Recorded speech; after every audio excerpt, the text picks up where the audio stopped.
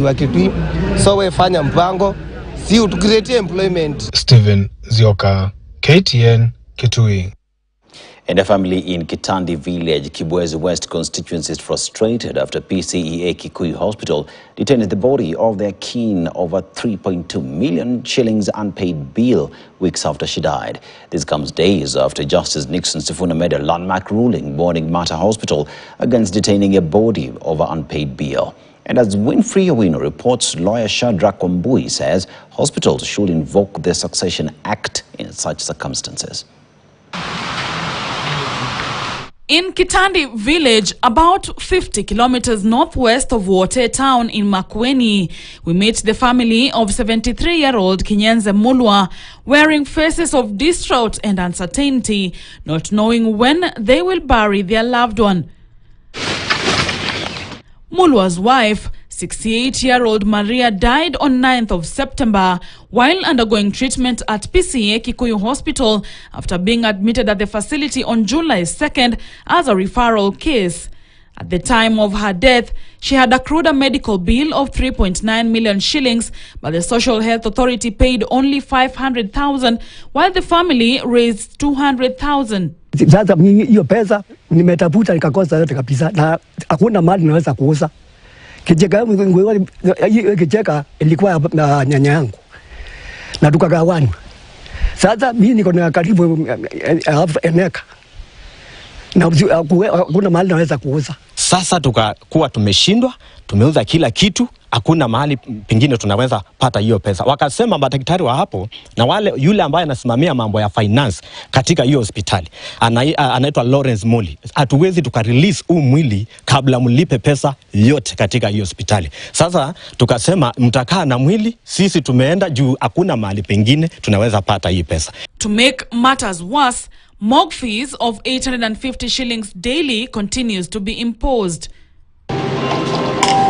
In courts, the family of Willie Marure Mugo filed a case before Principal Magistrate Becky Cheloti, asking the hospital to release Marure's body in 24 hours.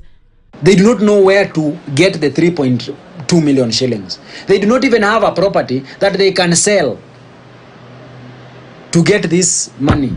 So the only thing that probably they could do is to get into an undertaking with the hospital. But the hospital has declined.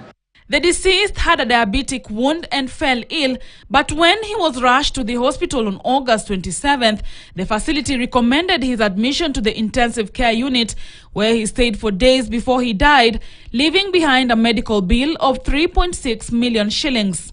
Such cases of hospitals, both public and private, detaining bodies over unpaid medical bills once a patient dies is not a new thing, as such cases have dominated the courts.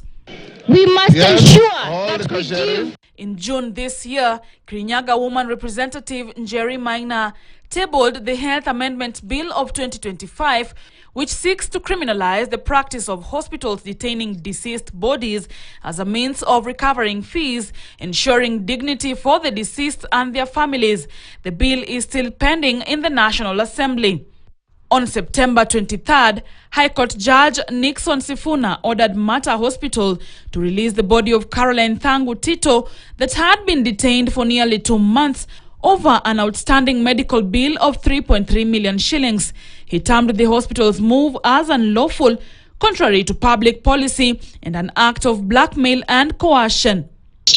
There's also need to have an engagement with the families of the bereaved to a way that the payments can be done other than detaining the bodies. Because that has been found to be illegal in one way. It's also in a way not ethical and not morally fit for the families and for the services. People don't refuse to pay. People are just unable to pay. Now, with the death of their breadwinner, we now turn them into paupers because they have to go and sell their land.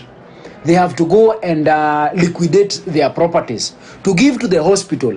Instead of the hospital waiting for the proceedings in court so that they can come and recover. In any event, a hospital is a business. It knows that it is there to either make profit or make a loss.